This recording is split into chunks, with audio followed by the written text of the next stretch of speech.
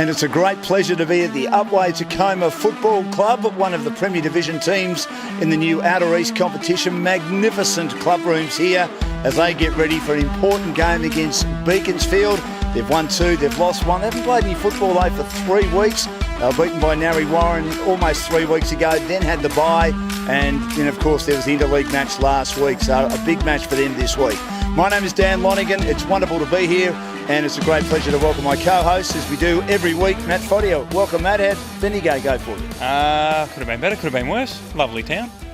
It is a lovely town. We'll talk more about that in just a second. It wasn't a great result. 99-point loss for the Outer East up against Bendigo. David Bell is the playing coach. His first year with Upwey Tacoma. His team's had a couple of weeks off. Welcome, David. Thanks for having us here. Thanks for having me. Now, David, I'll start with you before we have a chat to Matt. You've had 3 weeks off. It's not ideal, is it, for a big game against Beaconsfield? No, it's not, but at least we'll be nice and fresh after the couple of weeks break. Nursed a couple of injuries, that's why we didn't really have any representation during interleague. So a few boys have been able to get on top of them and start training over the last couple of weeks. So we're looking to have all those boys back and ready to go for this weekend. And mentally, do you think you'll be fresher after Narre Warren gave you a touch-up, which was pretty disappointing for the club, wasn't it? Yeah, it was disappointing, but at the same time, it was a good lesson, and it shows us what the yardstick is and what we need to get to. So, whilst you can look at it at one hand, it's disappointing. It should be also driving us as a club to get better and to try and match it with these clubs. Just on that, obviously these clubs that have come from the Cefnor competition came here with big reputations. Are they a bit stronger than you thought they'd be? I think they're strong. But it's a different style of football that we haven't seen before as well. So you add that to, yes, they're strong and they've got a lot of depth, they're fit and they play their big grounds well. And that's a different style of football that is pretty foreign to us. So that's something that we've just got to work towards and be able to adapt to going forward. Now, Matt, 5 days ago we were lucky enough to be invited to the jumper presentation for the Outer East Interleague team taking on Bendigo, and I was having a chat to your league vice chairman or deputy chairman Shane Smith. He was thinking about purchasing his new electric car and driving you and the chief Tony Mitchell up on the day. How did that go? We tossed away the electric car idea. Tony didn't back the electric car to get all the way to Bendigo. So he was very worried about it, I know that. Yeah, we went with the old, the whatever Tony drives, but fuel buys suggest diesel. But no, that got us up there. That was the first thing ticked off. Everything went well until the footy and netball started, and then it went downhill from there. In hindsight, do you think that the team would have been better suited, all teams, netball and football, to have gone up the night before? I mean, I heard you were all making mad dashes at around 6:30, 7 o'clock. I know it's only 2.5 hours to Bendigo with these great freeways nowadays, but do you think the night before it would have been better preparation and you could have bonded a bit better? Well, I wouldn't have bonded. The players. In an ideal world... You know what I mean? Yeah, I know. In an ideal world, Dan, yes, but people have jobs and so forth. It's a different environment. Professional sport, they probably would have gone up on Thursday and had a run around on the Queen Elizabeth, but of course everyone's got jobs and probably most people on a Friday have to go home, some of them probably family and kids, get back there and do other parts of life because footy probably comes second or third. So what went wrong? I mean, obviously it was a tough day. I saw a few of the scores and you just struggled to score goals. Were they a lot stronger than you thought? I'd never seen anyone from Bendigo play before, besides a couple that had played AFL before. But probably just too quick, too intense, and probably had a bit more pride in the jumper by the looks of it. There was a bit more of a team feel, I thought, and that can happen. That was probably expected with the merger that people might not be experienced playing with each other. Now, David, if you had been fit and you weren't purchasing a house, rumours told me you bought a house. Congratulations on that. Scott Morrison should look after you after winning the election. They said it would have been harder if Bill Shorten had have got in, but that's a story for another day. But busy day. If you were fit, would have you played and you weren't buying a house? Yeah, I would have put my hand up for sure. I think Interleague's really good. It's a good opportunity to play at a higher level. I played in it last year in the game from the old Rangers versus the old Cefnor, and it was it was a good game of footy, good to be a part of, and also you just get to know your opposition, I guess, in a different way. And it's been a good experience for me in the past, playing in those, even playing back when I was under 18s as well, in the Yarra Valley, and actually ended up playing again with some of those guys in the senior team last year. So unfortunately for Upwey, we only had the one person make the squad to start with, and then speaking to Ruts after that, pretty much everyone he was sort of after couldn't make it. Either they were overseas, had something on, or were injured. So it was unfortunate we couldn't have anyone play on the day, but it's definitely something that I would like our players to play in. Tell us about being coach. Has it been harder than you thought it would be, and what makes a good coach, do you think? It's been, there's a lot of, I guess, you don't realise how much actually goes into the job. So I've had a little bit of experience coaching sort of at school sides and that sort of stuff. And then having been in the role as assistant coach last year, I was able to sort of see how Berkey, our old coach, how much time he had to put into it. So it's hard to find the balance too between, you've got obviously your work and your social life, but then you've got footy, and then trying to find the balance between player and coach as well. It's probably going to take some time to figure out that. Now, Matt, Upwey are 2-1. How do you reckon they're travelling? I think I'm pretty well. Probably not under, sorry, wrong word, but less talked about than all the other clubs in the division. Every other club seemed to have something to talk about, whether they were a new club coming to the Yarra Rangers or, an older club that might be struggling or likely to impress. But they've beaten the two teams that they would have liked to and probably thought they were a big chance against. Playing the unknown in Narry, I'll be interested to know what Dave thought, where they can improve and how they can learn from that game, because getting smashed is something that's happened to teams going on the bigger grounds. Where do you think you can really improve when you play on the bigger grounds? Yeah, I think obviously out of the midfield's one thing they were able to just sort of spread on us, and I guess it's not as noticeable on the smaller decks. You're able to defend a bit easier, and sometimes those players that do creep forward or do sneak out the back, you can get away with it because there's not as much space for them to work in. But then on the big ground, they're in 50 metres of space. And then on the flip side of that as well, when you don't have that pressure that you can get on a small ground and it's not there on a big ground, then they can use their skills and their ball movement out in space, and then you're just chasing us all day. Well, Dave, thanks so much for joining us. I know you've got to get ready for training. Really appreciate you having us here today. I wish it was... talking of climate change, it's a bit warm today. I wish it was probably June or July and we could have had that magnificent gas heater on. What a magnificent facility that is as part of these wonderful club rooms here at Upwey Tacoma. Good luck this week. Big game against Beaconsfield, who are playing a bit better than their scoreline indicates. 1 win, 3 losses, but an excellent percentage. And we'll be back with more from Upwey Tacoma very shortly on the Outer East Footy Show. Get your GameFace on.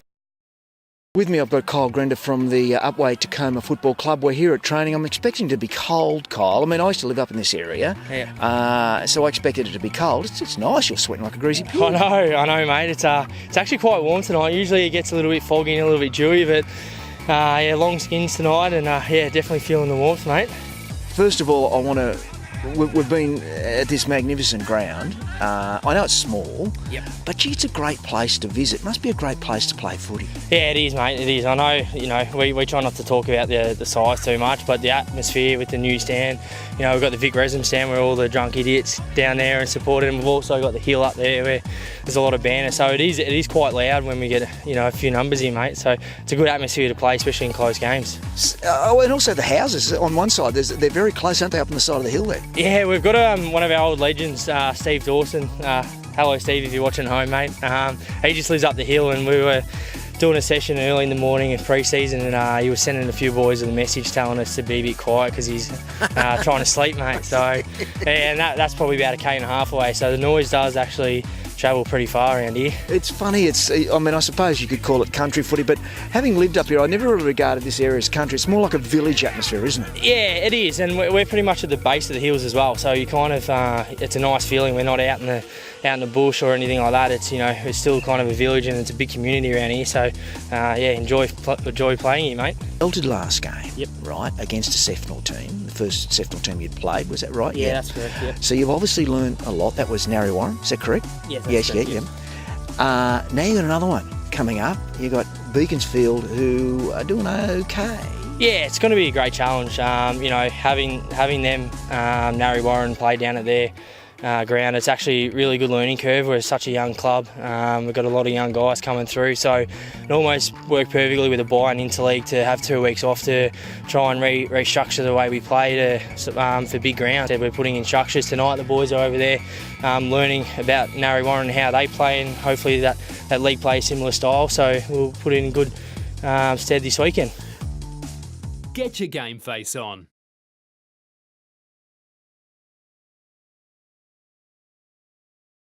Back here at the beautiful Upwey Tacoma Football Club, and the Tigers are 2 wins, 1 loss. They take on Beaconsfield, who have 1 win and 3 defeats so far. A massive game for both clubs in Premier Division of the Outer East competition. Just before we speak to our next special guest from the Upwey Tacoma Football Club, their ruckman Liam Beacom, I just want to ask you, Matt, any injuries other than heartstrings and egos? No, not that I know of. Yeah, just those first 2 that you mentioned there, Dan, and I'd say they're pretty bruised. And who was the best player for Outer East in the match against Bendigo? Cranbourne's Brendan Osborne, far and away. If it wasn't for him, it could have been north of 150 points, I'd suggest. So, yeah. Thanks for that. We'll obviously see how the Outer East can recover from that when they play the interleague competition next year. But back into time to think about it, isn't there? Well, they're taking it 1 year at a time. So. 1 year at a time, yeah. Exactly right. Exactly. Do you reckon there should be more than one match? No, I don't want to go to Bendigo again. Not Bendigo. You'd get to host it. Would we? Oh, I don't know. Will we play it? There's too much preparation, Dan. Fair enough, Matt. I know you got a lot on your plate. Now, Liam, you got a lot on your plate as the ruckman of Upwey Tacoma. How are things going so far this year?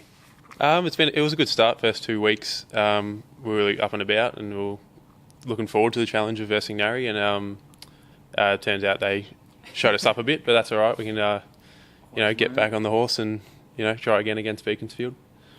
Versing. Now, that's a word that my son uses. He certainly used it when he was 11 and 12 and 13. How long have you been using that word for, Liam? Probably too long. It's not actually a real word, but most people seem to use it in regards. Yeah. I know what he meant, Matt. But my son, he used to use it all the time. He said, "Who are they versing, Dad? Versus who? Versus who?" And I think, where'd you get that from? School, Dad. School. Oh, it's on the TV as well. You look in the paper. V. Yeah, but it's not. But it's not a word I wouldn't have thought. But it's become part of the English language and the football language. So you're versing Beaconsfield this week. What do you know about them as one of the new Sefnor teams into the competition? To be honest, not a lot. But if they're anything like Narry, we know they're going to play. They want to play on the outside and use the space. But hopefully on our ground we can bolt it up a bit more and get a bit more contested ball and let our defenders defend and forwards play forward and try and beat them one-on-one, and you never know what's going to happen. And Matt was talking last week about the fact that the Sefnor teams have got the bigger grounds, you guys have got the smaller grounds, and you played a little bit of a, I suppose, match simulation, 12 against 12 at training on Saturday. Do you think that'll help you for this week and when you take on the Sefnor teams on their bigger grounds as the season progresses? Yeah, we'll just try and anything we can to make our ground bigger and get used to more space on the ground. I think their midfield Narry Warren's midfield kind of showed us up in spreading. We're used to more from a stoppage, kick it straight to the forward line, and let the forwards play forward. Whereas on a bigger ground, there's an extra step. You got to get midfielders got to spread and then use them. So yeah, training's been revolved around creating more space on our ground and. Hopefully we get used to it. Well, how does your game change? Because we've already heard about the midfielders. They're the obvious ones that they have to probably put in both ways rather than just one way running, which is what all clubs have found. What about your game as a ruckman? Because Beaconsfield ruckman, off the top of my head, was Welsh in their win over Berwick, and Myers a pretty good player as well, as Dan will attest to. How does your game change on a bigger ground? Obviously you're at home this week, so that'll be a nice, comfortable return. But how does it improve or change on a big ground? On a bigger ground, you try and get to as many contests as you can. So try and read the players' I try and read the play to see where the next kick's going to go. Are you any good at reading the play, or? I like to think I am, but most of my practice is out on our ground, so it takes a bit to get used to. I only play on usually Healesville and Woori like once a year, respectively. So so it does take a bit to get used to. So hopefully get better at it this year. So do you feel you need to be fitter? Is there more two-way running, especially on the larger ground? And are you getting used to that? Yeah, probably a bit, maybe a little bit fitter, but it's a more of a different game on the bigger ground. So maybe whereas on here you can expect maybe a longer kick. On the bigger grounds, maybe it's going to be some shorter kicks and you have to man up more than maybe zone off and expect the ball coming long down the line.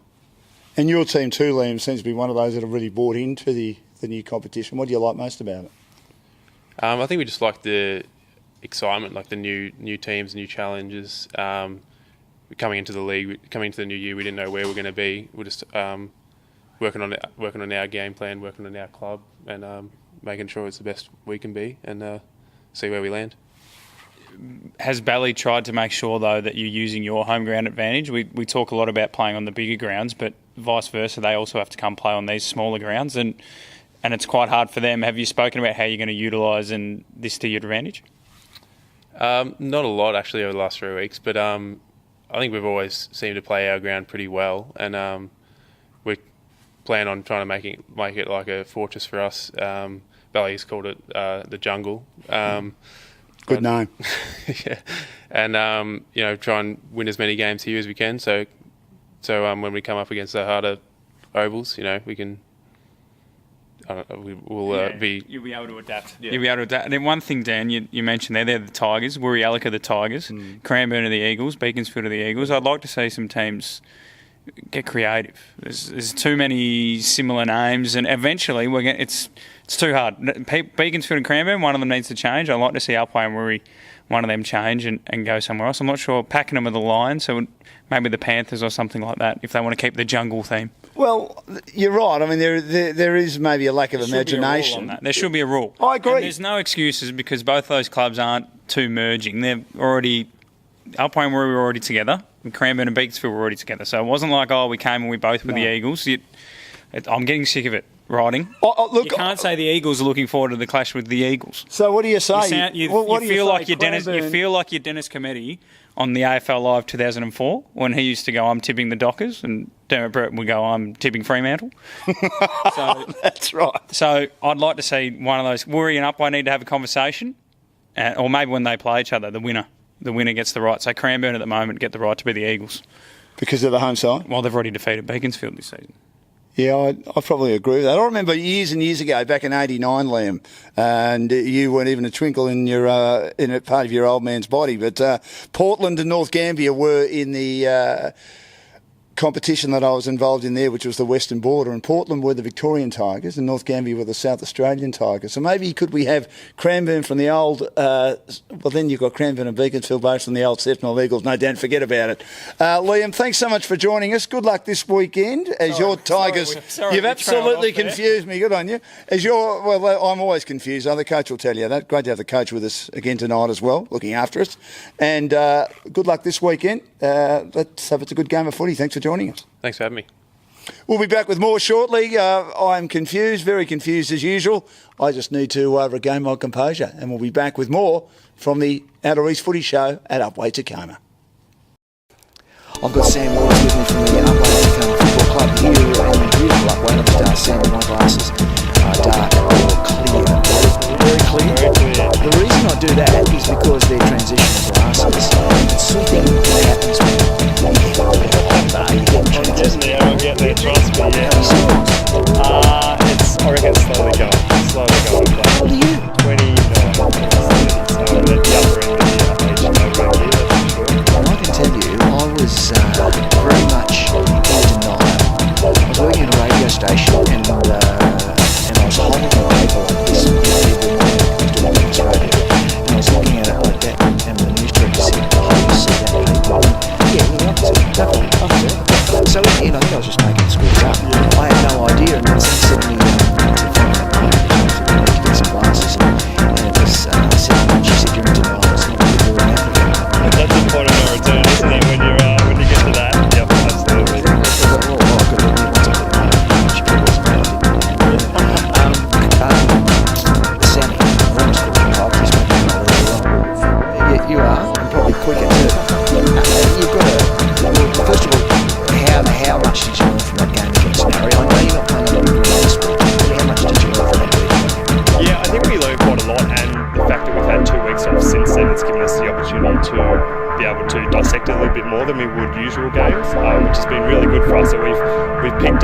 they're a quality side, absolutely, but we've picked up where we sort of let them take advantage of us, and I reckon from the opportunity to look at the tape for a bit longer, we've picked up things where we certainly weren't playing at our best, and I think we'll definitely learn from that for sure. The thing is, though, there's a whole. This is a season of firsts for a lot of the all clubs, big grounds, small grounds, Sefnal clubs, Yarra Rangers clubs, everybody for the first time. So I suppose once that's out of the way, you'll move on. Now we're getting a bit of wind here, so I don't know what it sounds like, but hopefully it's not too blustery.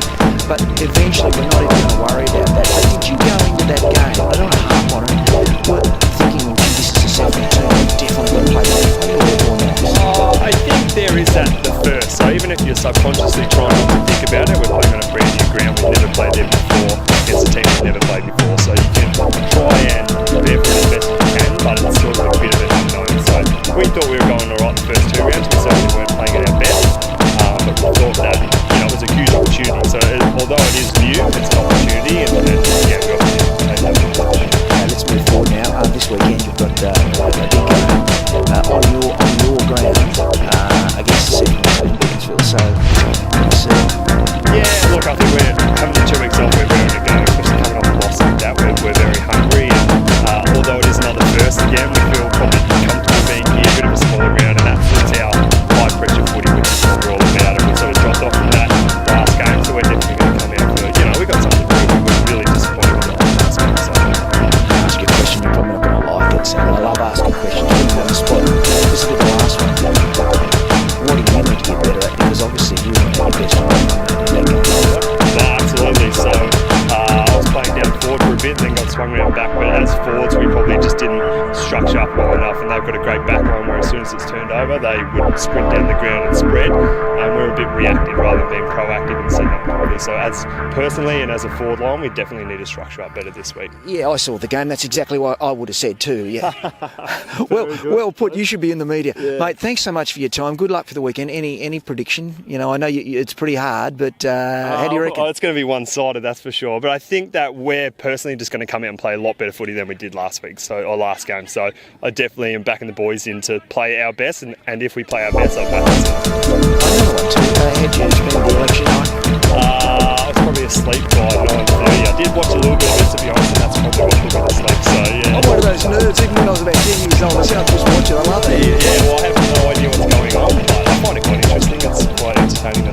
Hope you vote. I did do that, yes. I don't know who for, but I've got to vote in. That's all good. Good on you, Sammy. Good luck for the weekend. Thanks, mate.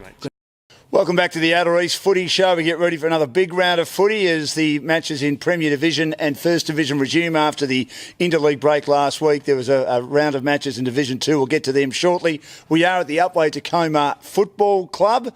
And for those that have just joined us, we've been talking about nicknames. There are a number of teams in this competition that are called the Tigers, that are called the Eagles. There's a couple of names I've just found out which are absolutely sensational. I'm saying off the chart and a bit like me out there somewhere, maybe clubs. And what do you think? You might have an idea for a different name for Wurriyallik, a different name for Upwey. Now, of course, they were in different competitions. One was in the Yarra Valley, one was in the Mountain District. They tossed for the nickname, and then they tossed for the colours, and they tossed for the song. Upwey Tacoma ended up with the song, but Wurriyallik ended up with the jumper, correct. And they both, of course, Matt, got the same nickname, didn't they? Well, they did, and that's what we're talking about, Dan. We want to see Upwey and Wurri change. One of them needs to, give in and change to something else. And the same with the Eagles. There's 3 if you count Yarra Junction in Division 2. So we've got a lot. We want to see more River Pigs of Yarra Glen. We want to see more Shinboners of Thornton Eildon. We want to see a bit more of that. You've just told me about the River Pigs. Absolutely fantastic. What about the Butchers Papers? There was a rugby league team up in New South Wales, and they actually wear the same colours as the old Butchers used to wear when they had their aprons on back in the 60s and 70s. Absolutely sensational name, I reckon. Well, was the Abattoir their home ground? I think it might have been, Matt. There you go. I'd like to see that. I don't know who would be the Butchers, but I don't know. You'll have to ask Jackson. I guess what Upwey's Butchers are like. What are Upwey's Butchers like, Jackson? I think we had them about 5 years ago, a butcher in Upwey, but no longer. Just got the deli in the local food works. We'll have to be the Upwey Deliman. Yeah, that's right. Upwey Deliman I like. Now, Jackson, do you think you should change your name from the Tigers, or are you used to it now? Even though, of course, your jumper is yellow and black, but it's the Hawthorn design, isn't it? Look, me personally, I love the Tigers. Richmond supporter. Play cricket at Richmond. football here for a Tiger. All Tigers in my life, so happy to stay. So are you in the ones at Richmond? A little bit, have been, yeah. Here and there. You had a reasonable year, didn't you? The great James Higgs is still there, isn't he, at Richmond? He certainly is a great man, the old vice president down there. This is some ripping cricket chat on the GameFace Footy Show, Dan. Oh well, I'm learning all about our guests, Matt. I mean, you're of course. I Have you played against Jackson in your time at Ringwood? I have. Is he a good player? I may have hit him in the head. I'm not sure. He has hit you in the head. Certainly has. Made 2 off 54 that day, so it was riveting cricket for me. Oh, my young bloke, if I can just tell a very quick story, if Coach doesn't mind me diverting, he actually made 11 off 74. That's a good effort from a young bloke, isn't it? That's a great effort. I love that. How young is a young bloke? He's 13. No, that's all right then. Yeah, he was delighted. I mean, my brother said to him, "You will bore them to death." He said, "Yeah, but Dad was happy." He said, "Yeah, Dad's always happy because Dad couldn't hit them off the square and I couldn't. But 2 off 54, you did your job. But let's concentrate on the footy. How much you're enjoying your footy this year, the new competition?" Yeah, I'm absolutely loving it. Good challenge each week. It's good to see the new sides coming in, what they've got to offer. Me personally, I was on the wing last year, moved back, so it's been a good change to sort of work as a defensive unit back there and see how that all works. How much have you had to change your game going from being a wingman to being a defender? Oh, look, a fair bit. I was a pretty attacking player when I was on the wing. Loved to kick a goal, but now that I'm back, we sort of have to stick tight. So it's good. What was it? We're just seeing a few downhill skier signs here from the one person in the audience. What was the reason behind the change from the wing to back pocket? Because wingmen are usually someone that might, like you said, work their way forward. It's a pretty hard task to turn yourself into an offensive-oriented player. Look, I think they saw me as a good one-on-one player, so they thought I might be able to transition back there and with all right ball. How are you going so far? Actually pretty good. It's because we're on these smaller grounds, it's a bit of a team defence, so you got the third man up coming in every now and then, helping you out, chopping you out. So I think I've been all right so far. Well, I hope so. How did you find the bigger ground when you played against Narry? Oh, look, a lot more one-on-one contests, a lot of space to move, so sort of got to be tight on your man, giving a few body checks just to keep them on their back foot. Yeah. And this is a crucial game this week against Beaconsfield. You could be battling for a spot in the top 5 with them, and they've had a pretty tough draw playing the 3 teams in the Sefnal who they couldn't beat last year and obviously seem to be struggling to beat again this year. So this is a massive game for them to keep their finals chances alive. So dare I say it, even early in the season, Jackson, is this an 8-point game? The way you build up there, I think it probably is. I think it probably is now. It's going to be a big game, so pretty excited to get out there after the 3 weeks off and give that a crack. Do you think it is, Matt? Maybe not for Upwey in particular, but to an extent it is because they need to make the most of their home ground advantage. And I'm also excited. I won't be here. We'll talk about the game. I'll be out a bit later, but it'll be exciting to see the crowds combine, and Beaconsfield have a fairly big following. They're a well-run club, and so are Upwey. So, and there's not that much room around here, so the atmosphere could be amazing here at Upwey on the weekend. It'll be an exciting game, and if Upwey can get the win there, it'll be a crossover victory and one they probably hadn't bargained for, and an extra win, if you will. If I could just say, I mean, the facilities of the clubs in the Sefnal and also in the old Yarra Valley Mountain District League are absolutely sensational. I mean, this would be a lovely place to be on a cold evening with that gas heater going, which I keep going on about. It's a wonderful bar. Must be a terrific atmosphere to come in after a game, win, lose or draw, especially winning, and being in nice comfort here. Yeah, absolutely. Well, after a game, you've got the women's footy on as well, so you have it all packed out in here, and it's a great atmosphere out on the balcony watching the game with the heater on. So yeah, it's really good. The bar's from the old room, so that's a nice touch to bring up here. Before we look at this week's games, and there are some massive games, as Matt said, the ladder, Narry Warren on top on 16, big percentage, and then Berwick on 16, Woorollook on 16, having a good start to the season. Cranbourne on 12 and Upwey Tacoma making up the top 5 on 12, having had the bye but having not played for 3 weeks. And then Beaconsfield, who've been better than their form line of 1 win and 3 losses indicates, with an outstanding percentage of 132.11. Alinda Ferny Creek on 4, Wandon on 4 and Hillsville on the bottom. As we look, boys, now at the games. And, what's your tip? I mean, I won't ask Jackson for his tip. He thinks Upwey will win. It is a massive game for Beaconsfield. They've got to start winning matches. They've been close a few times. Yeah, it's to the point now where you're probably thinking, we don't want another sort of honourable loss. They have had a tough run. I think they've played 3 of the top 4, and then their win came against the side Wandon, who are usually pretty good. But I'm going to go Upwey. I think so far we've seen the home ground advantage is massive. Only Monbulk across the three divisions has won. The top two divisions has won a crossover game, as they're called. We probably should stop calling them that now that we're all one league. But I'm pretty sure off the top of my head, Narre Warren and Monbulk are the only two teams to win away from home in those sort of fixtures. And obviously Hillsville are quite weak at the moment, getting players back from injury. So I'm going to go with Upwey. And for the last time, I'll mention that they're two separate leagues because Wandon were the premiers in the Yarra Valley Mountain District last year. Narre Warren made the grand final in the Sefnal. Just couldn't beat Berwick in the back end of the season after dominating the home and away. And they'll host that game, Jackson. Wandon have struggled a bit on the big grounds. You expect Narre to win? Was that Wandon hosting or Narre? Narre hosting. Oh, with Narre hosting, yeah. I think their ball movement will be far too quick. Wandon on the smaller grounds, big bodies might do it, but yeah, out at Narre, I think they'll win. What do you think, man? Similar thoughts. As Jackson said, they're the big grounds. Narre Warren isn't the biggest ground in the southeast, but it's definitely bigger than Wandon, which is a very, very, very small sort of postage stamp sort of operation. But Wandon will have to learn. It's 3 games in a row now on the bigger grounds. They've had a week off.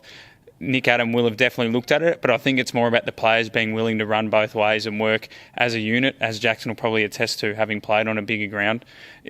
It's not talent-wise. I think it's just work rate, but Narre Warren will have them. Berwick and Woori-Yallock, second against third. Again, Berwick at home, always very hard to beat. They're good at closing teams down as well, as we saw last year, although we know Reece Nesbitt has sort of changed their style a bit to Stuart Carpenter, who's plying his trade with Doncaster in the Eastern League. And again, we wish him all the best after winning back-to-back flags at Berwick. Who do you like there, Jackson, in that game with Berwick hosting? I like Woori-Yallock with their ball movement, their short chips around, sort of working it out of defence, but I do think Berwick are too strong in that one. Yeah, I think Berwick. I'm sort of a bit... I think Berwick as well, but I think Woori-Yallock will go close. I think they've got the right attitude, as Upwey have shown as well, in approaching it, and they'll probably have now had the benefit of watching a few other teams go there, and if they've got enough time, we know people are time poor, using the resources that are provided to them to actually watch those games and see where other sides have gone wrong, and Jack Cole's a very, very experienced coach, so I wouldn't be surprised if Woori-Yallock do test them, but Berwick have got some pretty good players.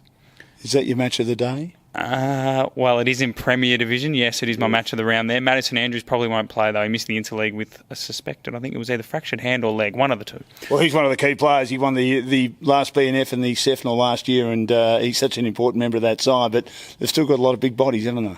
Oh, they have, and it'd just be interesting. Woori-Yallock have got a lot of very good players, and if they can gel together as a team, they could cause an upset, but I'm going to go with Berwick.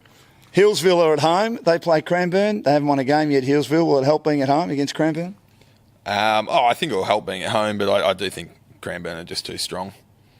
Yeah, I think so. They're going pretty well, Cranbourne.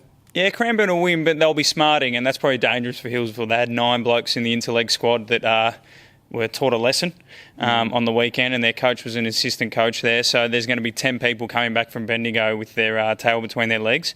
And Hillsville's a big ground, so unfortunately they don't have that real big advantage of being at home with these new clubs. But they're improving every week. They're actually the highest scorers against Narre Warren from the old Yarra Rangers club so far. So Cranbourne to win, but Hillsville getting better every week. Well, we look forward to seeing how that game goes, and we look forward to seeing how the Premier Division goes. Jackson, good luck in your football for the rest of the season and your cricket as well. I know it's still a fair way off yet and probably not even on your radar, but it's on my radar, and I'd love to talk to you again about the cricket. And you too, Matt, as the season gets a bit closer, which I'm sure we will on GameFace. Thanks for having us at Upwey Tacoma, and good luck. Thanks for joining us. Thank you. Thanks, Eric. Back with more shortly. We'll look at Division 1 and Division 2 in the Outer East Footy Show on GameFace.